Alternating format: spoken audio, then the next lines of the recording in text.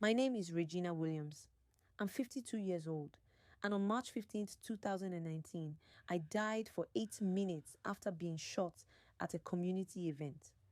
I was a mother of 3 and worked as a school administrator for 20 years. I died hating Jesus Christ and came back loving Him completely. What happened in those 8 minutes changed everything I thought I knew about God, about hate, and about truth. To understand what happened to me that day, you need to know who I was before I died. I wasn't just someone who didn't believe in Jesus. I actively hated everything He represented, and that hatred was planted in me from the moment I could understand words. My grandmother raised me after my parents died in a car accident when I was 7. She was a strong, intelligent woman who had lived through segregation and seen the worst of what people could do in the name of religion. She would sit me on her lap and tell me stories about white preachers who quoted scripture while supporting slavery, about black churches that took money from poor families while their pastors lived in luxury. She would say, "Regina, baby, Jesus is just another white man's lie to keep us quiet and grateful for scraps." Christmas was banned in our house. Easter was forbidden.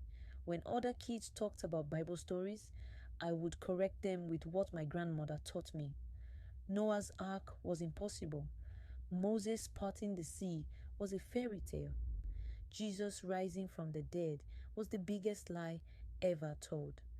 I became the little girl who would argue with Sunday school teachers at friends' houses, armed with questions my grandmother had given me to tear apart their faith.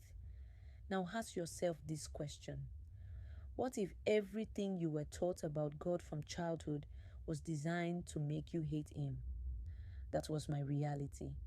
By the time I was a teenager, I didn't just disbelieve in Christianity.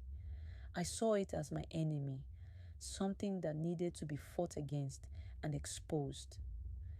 As an adult, I carried this mission everywhere I went. At work, when coworkers mentioned church or asked for prayers, I would roll my eyes and launch into lectures about how religion was a crutch for weak minds. I remember one time, a teacher came to me crying because her husband had cancer. She asked if I would pray for him. I looked her straight in the eye and said, "Prayer is just talking to yourself. Your husband needs doctors, not fairy tales." I was proud of moments like that. I thought I was helping people face reality instead of hiding behind superstition. When people said they would pray for me, I would literally laugh out loud. I saw Christians as either stupid or dishonest, people who either couldn't handle the truth that death was final and meaningless, or who were deliberately deceiving others for money or power. I raised my 3 children the same way my grandmother raised me. No church, no prayers, no Bible stories. When they came home from school asking about God, I would sit them down and explain how religion was used to control people, how smart, strong people didn't need invisible friends in the sky to get through life. The identity of being anti-Christian became central to who I was. At parties, I was the one who would start debates about how harmful religion was to society. I would confront street preachers, not with violence, but with questions designed to embarrass them in front of crowds. I collected stories about religious scandals and would share them whenever anyone mentioned faith around me. Looking back now, I can see the pain behind all that anger. But then I thought I was just intellectually superior to anyone who believed in what I called fairy tales. I had no idea that in a few hours on that March day, everything I thought I knew would be completely shattered. March 15th, 2019 started like any other Saturday. I had driven to Riverside Park for our annual community health fair, something I helped organize through the school district. It was a beautiful spring morning, and I was setting up a table with information about childhood nutrition programs. I remember feeling particularly satisfied that morning because I had successfully argued against including any faith-based community organizations in the event. I thought I was protecting people from religious manipulation. The health fair was in full swing by noon. Families were everywhere.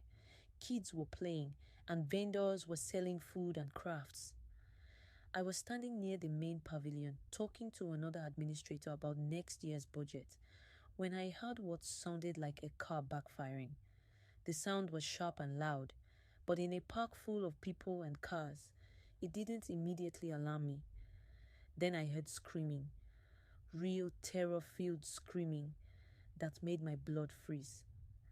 I turned toward the sound and saw people running, some falling, chaos erupting like a wave moving through the crowd. That's when I realized those hadn't been car sounds at all. Someone was shooting into the crowd and people were dying. My first instinct was to run toward the children's area, where I knew kids from my school district were playing. I started moving through the panicking crowd, pushing against the flow of people trying to escape. I can still hear the sounds from that moment. Parents screaming for their children, feet pounding on concrete, more gunshots echoing off the pavilion walls. I never saw the shooter. I was focused on reaching the playground when I felt something slam into my chest with tremendous force. It didn't hurt at first. It felt more like being punched by someone incredibly strong. The impact spun me around and knocked me to the ground. I looked down and saw blood spreading across my white shirt.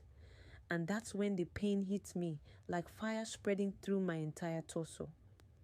I tried to call out for help, but when I opened my mouth, blood came out instead of words.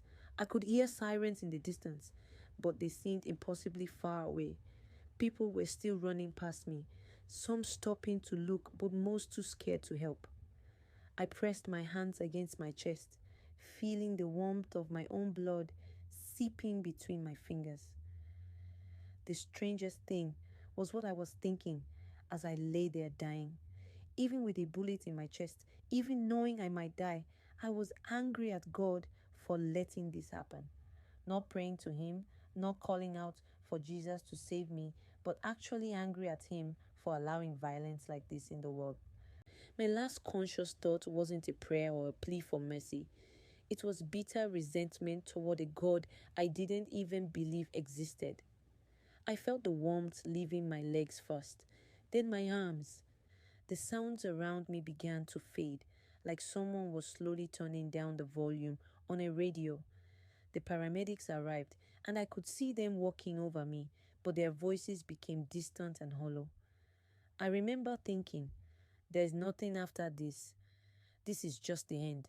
At least I won't have to listen to people tell me I'm going to hell anymore. Then everything went completely silent. It was like someone had turned off that loud radio instantly.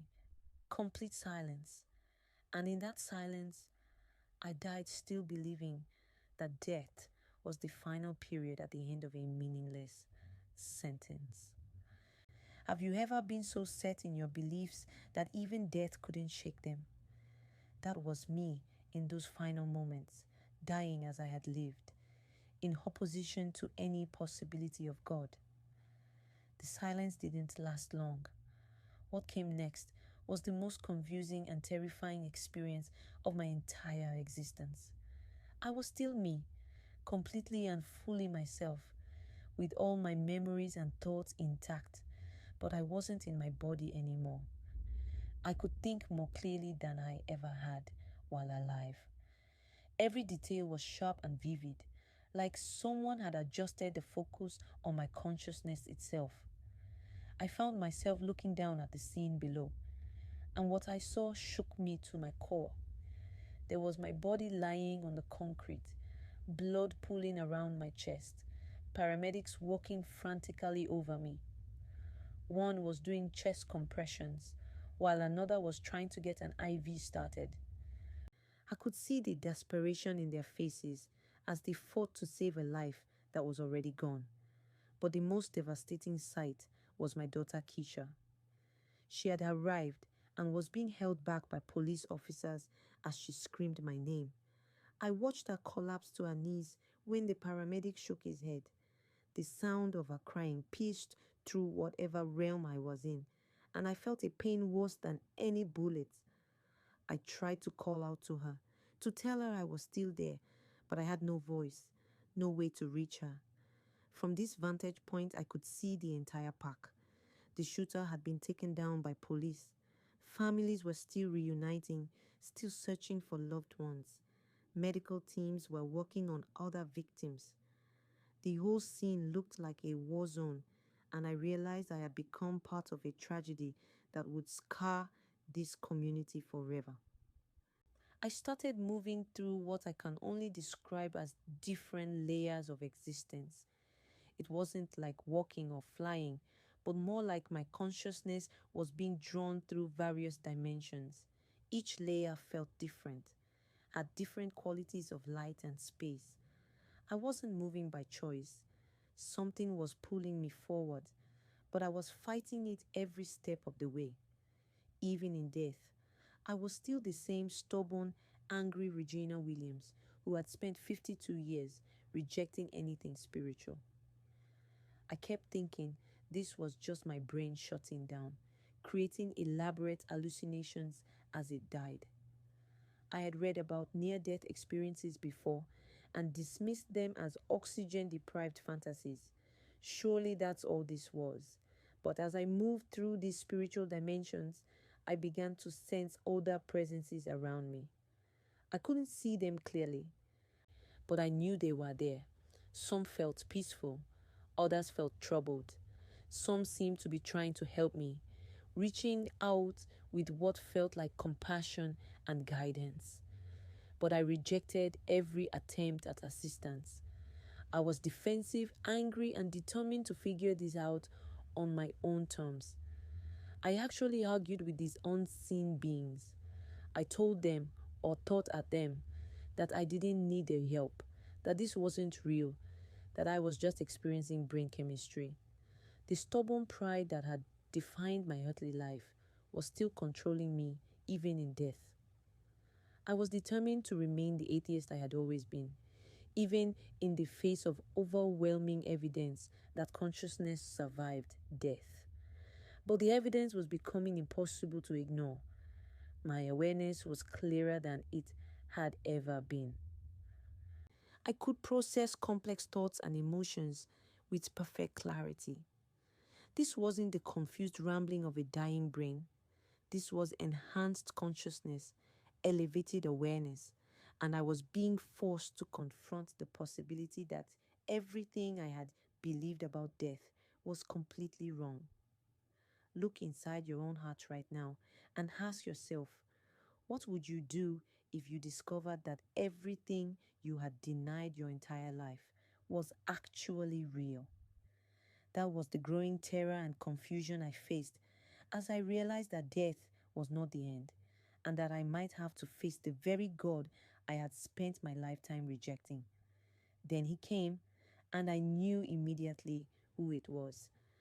I can't describe his physical appearance because what overwhelmed me wasn't what he looked like, but what he felt like. It was the most intense presence of pure love I had ever encountered, but my first instinct was to run. Every fiber of my spiritual being wanted to flee from this presence because I knew this was Jesus Christ, the very person I had spent my entire life mocking and denying. "No," I said, though I'm not sure if I spoke or thought it. "You're not real. You're just my brain creating what it thinks I expect to see." I was literally arguing with Jesus about his own existence, even as I stood in his presence, feeling more alive than I ever had on earth.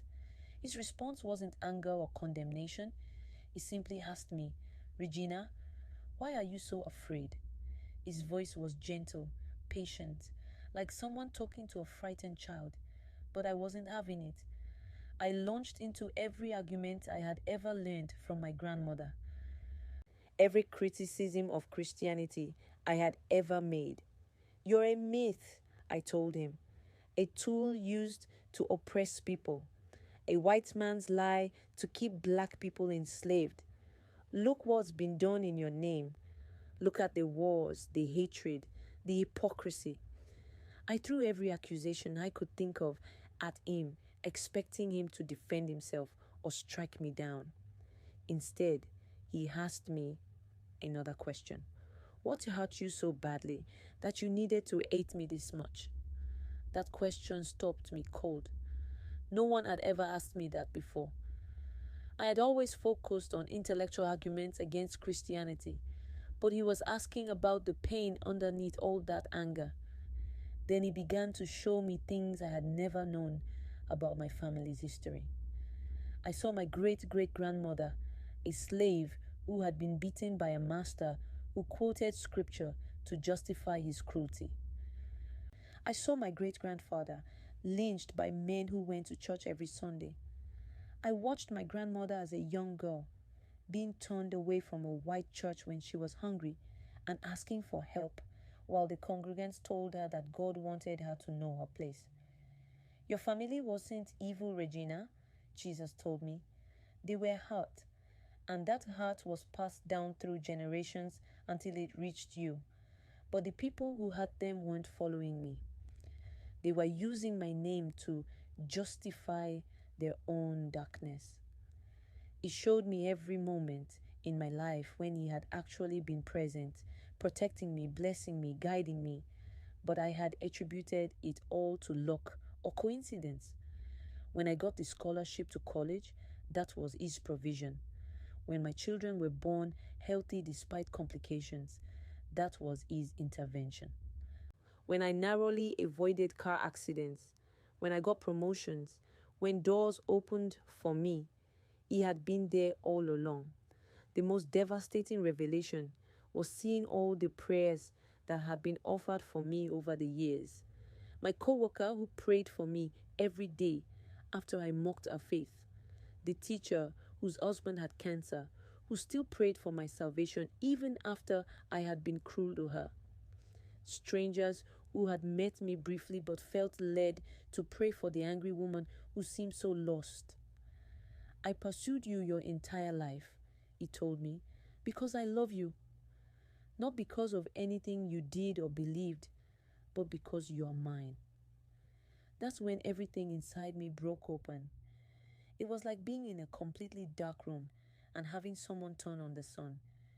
52 years of hatred, anger, and rejection just dissolved in the face of such overwhelming, unconditional love. I fell to my knees in that spiritual realm and wept like I had never wept in my life. I'm so sorry, I cried. I was so wrong about everything. I spent my whole life hating you, and you never stopped loving me. He lifted me up, and I felt forgiveness wash over me like warm water. But more than forgiveness, I felt celebration. He wasn't just forgiving my return, he was rejoicing over it. Have you ever had someone show you love when you least deserved it? Multiply that by infinity, and you might begin to understand what I experienced in that moment with Jesus. I wanted to stay in that place of perfect love and peace forever, but Jesus gently explained that my time on earth wasn't finished. Regina, there are people who need to hear your story, he told me. People who have been hurt like your family was hurt. People who have hardened their hearts against me because of pain, not because of truth. You understand their language now. You can reach them in ways others cannot. The thought of leaving his presence was almost unbearable. For the first time in my existence, I felt completely loved, completely accepted, completely at peace. The idea of returning to a world full of pain and confusion seemed impossible, but I also understood that this wasn't really about what I wanted anymore. I had spent 52 years living entirely for myself. Now I had a purpose that was bigger than my own comfort. Will you still be with me when I go back? I asked him. suddenly afraid that returning to my body would mean losing this connection forever. I will never leave you, he promised. I was with you before you knew me. I will be with you always now that you do. The journey back to my body was nothing like the gradual transition I had experienced going into the spiritual realm. It was so jarring, like being slammed back into a cage after flying free. The contrast was shocking. One moment, I was in perfect spiritual clarity. The next, I was crushed back into physical limitations, pain, and confusion. The first sensation was agony.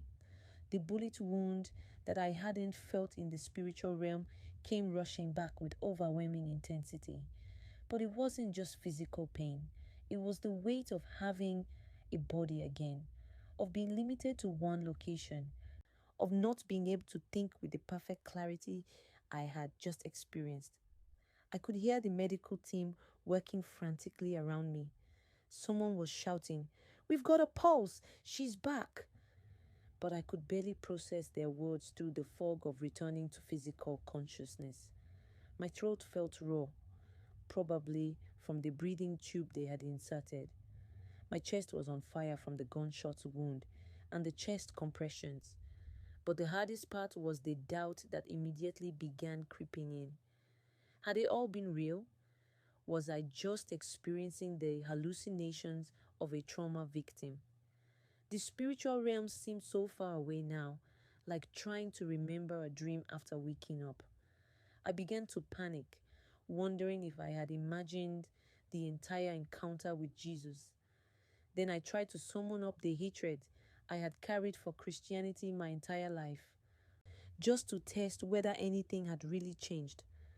I reached for that familiar anger, that intellectual superiority I had always felt toward believers.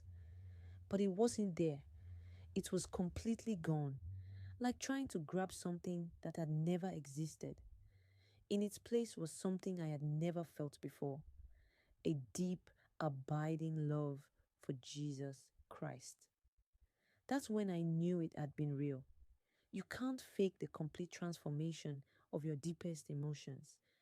I couldn't make myself hate Jesus anymore, no matter how hard I tried. The change was so fundamental, so complete, that it had to have come from outside myself. Over the next few days in the hospital, as I drifted in and out of consciousness, I kept testing this new reality. Every time I woke up, I still loved Jesus. Every time I thought about Christianity instead of mockery, I felt hunger to learn more. Every time someone mentioned prayer, instead of rolling my eyes, I wanted to join them. Now ask yourself this question. How would you even begin to explain something like this to people who knew you as a lifelong enemy of everything they held sacred?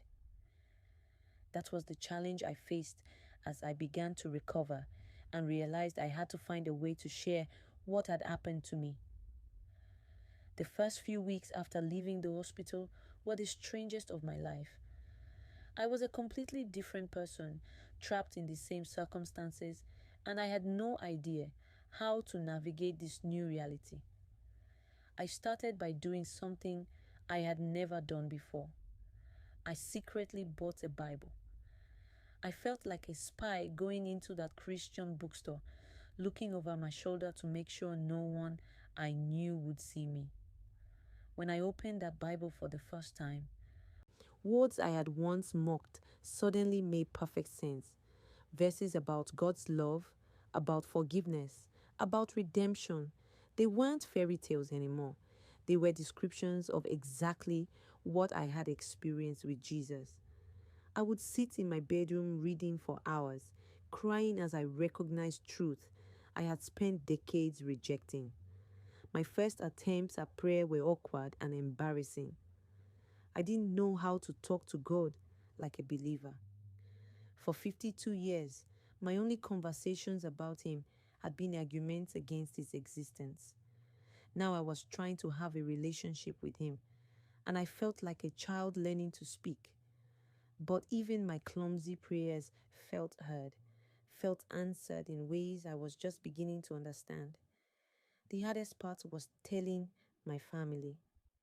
My children had been raised exactly as I was raised, to see Christianity as weakness and delusion. When I sat them down and tried to explain what had happened to me, my oldest son actually asked if the trauma had damaged my brain. My daughter Keisha, who had watched me die, was terrified that I was having some kind of psychological breakdown. Mom, you taught us that people who claim to see Jesus are either lying or crazy, she said. Which one are you? My mother's reaction was even worse. She felt like I was betraying everything our family stood for, spitting on my grandmother's memory. That woman raised you to be strong and independent, she told me. Now you're going to crawl to the same God that let her people be enslaved and lynched? I lost several friendships during those first months. People I had worked with for years couldn't understand how someone could change so dramatically. Some thought I was having a midlife crisis. Others assumed I was seeking attention after my near-death experience. A few were genuinely worried about my mental health. But I also began to find a new family I never knew I was looking for. The first time I walked into a church, my hands were shaking. I sat in the back row, still half expecting to feel that old urge to mock or argue. Instead, when the congregation began to sing worship songs, I started crying uncontrollably. These people were singing to the same Jesus who had shown me such incredible love, and I finally understood what worship actually meant. The pastor of that church, Pastor Williams, became instrumental in my spiritual growth. When I shared my story with him, he didn't question my experience or suggest I needed counseling. He said, Regina, God specializes in transforming his greatest enemies into his most powerful witnesses. Look at the Apostle Paul. Learning to share my testimony effectively took time and practice. My early attempts were messy and emotional. I would start crying in the middle of describing my encounter with Jesus, or get angry when people seemed skeptical. But Pastor Williams helped me understand that my job wasn't to convince anyone, just to share what had happened to me. The first time I spoke at a church event, I was terrified, but as I told my story, I watched faces in the audience change. When I described hating Jesus and then meeting him, I saw recognition in the eyes of people who carried their own anger and hurt. After that service, 3 people came forward to accept Christ, including a woman who said she had hated God since her son died in Afghanistan. That's when I understood why Jesus had sent me back. I could reach people that traditional believers couldn't reach because I spoke their language. I understood the pain behind the anger because I had lived there for 52 years. Every morning now, I wake up grateful for that shooting because it brought me home to the Father I never knew I had. I spent time in prayer and Bible study, not out of obligation, but out of hunger for more of His presence. I volunteer at the church, visit hospitals to pray with patients, and share my testimony whenever God opens a door. My relationship with my family is still healing, but slowly improving. My youngest daughter has started asking questions about faith. My mother still struggles with my transformation, but she admits that I seem more peaceful than I ever was before. I'm asking you now, just as someone who has been on both sides of this divide, what lies might you be believing about God's heart toward you? I spent 52 years convinced that He was my enemy, only to discover He had been pursuing me with love my entire life. If Jesus could change someone like me, someone who built her entire identity around opposing Him, He can change anyone. The same Jesus who showed me truth in that spiritual realm is waiting to show you yours. Look inside your own heart right now and ask yourself, is there room for the possibility that you've been wrong about Jesus? I'm not asking you to believe me. I'm asking you to be open to the possibility that the God you might be running from is actually running toward you with arms full of love and forgiveness. I died as God's enemy and came back as His beloved daughter. That same transformation is available to anyone willing to let go of the anger and receive His truth.